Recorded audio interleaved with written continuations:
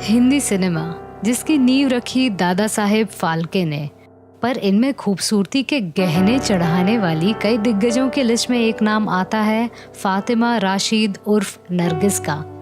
नमस्कार दोस्तों, मैं आपकी दोस्त आरजे अनामिका आप सभी का स्वागत करती हूँ आपके अपने channel biography and real life story में, जहाँ हम बात करते हैं हिंदुस्तान और दुनिया के हर एक हस्तियों की जिससे भारतीय सिनेमा सजा हुआ है।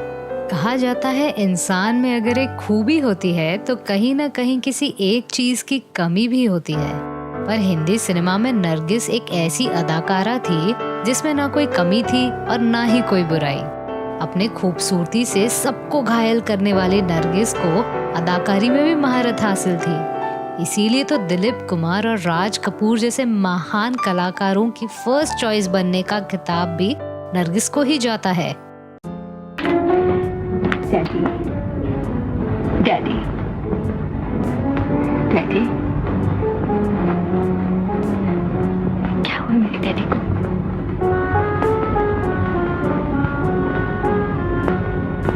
बोलते क्यों नहीं? डैडी, तुम सब क्यों मेरे डैडी को घेरे हुए खड़े हो? चले जाओ। Daddy, daddy, daddy.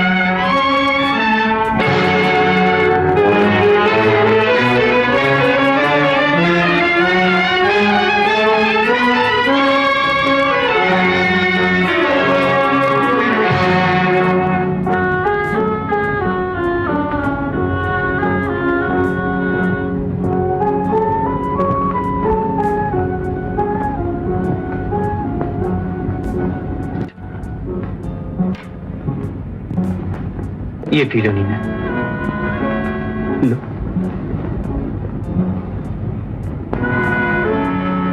अच्छा देखो, तुम इसे अपने हाथ से पियो, अपने हाथ से पियो, लो लो, पी लो नीना। उम्र के 5वें साल में बॉलीवुड में कदम रखने वाली नरगिस का जन्म 1 जून 1929 को कलकत्ता में हुआ। उनकी माँ जद्दन बाई उस वक्त की मशहूर शास्त्रीय गायिका थी और इसमें कोई संदेह नहीं है, नरगिस को खूबसूरती और कलाकारी का तोहफा अपनी माँ से ही विरासत में मिला था। नरगिस के पिताजी अब्दुल राशिद कराची में एक रईस घराने से ताल्लुक रखते थे। कहा जाता है कि उनका असली नाम मोहन चंद उत्तम चंद था। आज अगर दुनिया वालों की बातों की तरफ ध्यान दिया जाए तो कई कहानियां जद्दन बाई, अब्दुल राशिद और नरगिस से जुड़ी हुई हैं। पर इन सभी कहानियों को नजरअंदाज करके इस चीज पर ध्यान दिया जाए कि नरगिस का अस्तित्व हिंदी सिनेमा के लिए ईश्वर का वरदान था, तो यही आदरांजलि सही साबित होगी। मैंने आप सबको इस वक्त एक बहुत जरूरी काम के लिए तकलीफ दी है। आप जानते हैं कि पिताजी इसी कुर्सी पर बैठकर बहुत अहम फैसले किया करते थे। आप सबकी मदद से इतने बड़े कारोबार को चलाया करते थे। अचानक वो हमको अकेला छोड़कर चले गए। अब हमारे दुखी दिलों में सिर्फ उनकी याद बाकी रह गई है। मैं चाहती हूँ कि इस याद को अमर बनाने के लिए उनके नाम से एक इतना बड़ा हॉस्पिटल बनाया जाए, जहां शहर के तमाम बीमारों के रहने और इलाज का मुफ्त इंतजाम हो सके। मैं पूरे स्टाफ की तरफ से एक बार फिर आपको इसका दिली यकीन दिलाता हूं कि आपका हर हुक्म पूरा करना हम अपना सबसे बड़ा फर्ज समझें। अगर पिताजी अपनी बेटी के लिए करोड़ों रुपए की जायदाद छोड़ गए हैं, तो इस शख्स ने उनकी बेटी को दूसरी जिंदगी देकर उसका मालिक बनाया है। वो है मेरा सबसे बड़ा दोस्त और मोहसिन मिस्टर दिलीप। अब मेरी इनसे इल्तिजा है कि वो इस कुर्सी पर बैठकर इस कारोबार को चलाएं और मेरे साथ अपने आप को बराबर का हिस्सेदार समझें। मुझे उम्मीद है कि आप सब इस फैसले पर अमल करेंगे और इस कारोबार को चलाने में इनका हाथ बटाएंगे। शुक्रिया। मीना, मिस्टर दिलीप। 1935 की फिल्म तलाश-ए-हक में नरगिस ने पहली बार अपनी खूबी दिखाई। जब वह 14 साल की हुई तब महबूब खान ने उन्हें अपनी फिल्म तकदीर में बतौर लीड हीरोइन उन्हें साइन किया। हर एक फिल्मों में अपने हुनर का जलवा पेश करने वाली नरगिस कब डायरेक्टर्स और प्रोड्यूसर्स की पहली पसंद बनते चली गई ये पता ही नहीं चला। यूं तो उनकी सब फिल्में सुपर हिट साबित हुई, पर राज कपूर और दिलीप कुमार के साथ उन्होंने उन फिल्मों में काम किया जिन्हें आज भी लोग देखना पसंद करते हैं।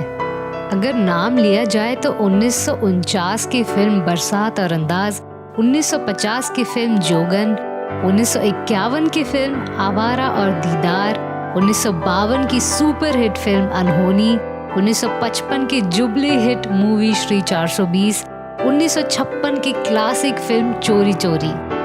ये वो फिल्में थी जिन्होंने हिंदी सिनेमा को एक नई दिशा दी थी। नरगिस का सफर यहीं तक नहीं था, उन्होंने लीड एक्ट्रेस के तहत उन महान फिल्मों में भी काम किया जिसे इंडिया का पहला ऑस्कर नॉमिनेशन मिला। जी हाँ, मदर इंडिया। 1957 में महबूब खान की फिल्म मदर इंडिया ने दुनिया भर में धूम मचाई। साथ ही इस फिल्म के लिए नरगिस ने अपना पहला फिल्म फेयर अवार्ड भी हासिल किया। एक्टिंग और अवार्ड्स का ये सिलसिला यहाँ तक नहीं रुका। 1968 में बनी फिल्म रात और दिन के लिए उन्हें नेशनल अवार्ड से भी सम्मानित किया गया। नरगिस पहली एक्ट्रेस थी जिन्हें भारत सरकार ने पद्मश्री से नवाजा। अगर बात करें नरगिस के पर्सनल लाइफ की तो 50 का वो दशक राज कपूर और नरगिस के प्रेम कहानी के लिए भी मशहूर था, पर किसी कारण उनका ये प्यार कामयाब न हो पाया और उन्होंने राज कपूर की तरफ कभी देखा भी नहीं। उसके बाद मदर इंडिया के शूटिंग के वक्त नरगिस को सुनील दत्त के रूप में अपना हमसफर मिला। सुनील दत्त साहब अपने जमाने के एक महान कलाकार थे।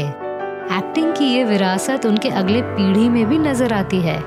नरगिस दत्त का बेटा संजय दत्त की आज बॉलीवुड में अलग ही पहचान है।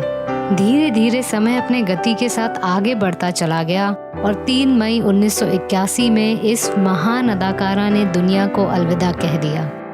किस्मत का ये कैसा खेल था, नरगिस अपने बेटे की पहली फिल्म रॉकी बड़े पर्दे पर देख नहीं पाई, जो उनके मृत्यु के 7 दिन बाद रिलीज हुई। फिल्मों में दूरी बनाने के बाद नरगिस ने समाज कल्याण का काम शुरू किया था।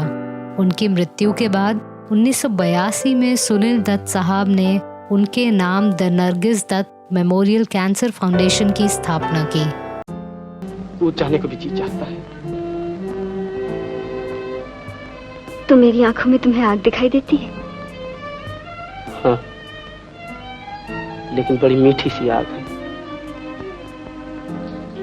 वो मिठास तो मैंने इनमें पैदा कर ली है, लेकिन वो आग नहीं। बस इतनी सी बात से परेशान?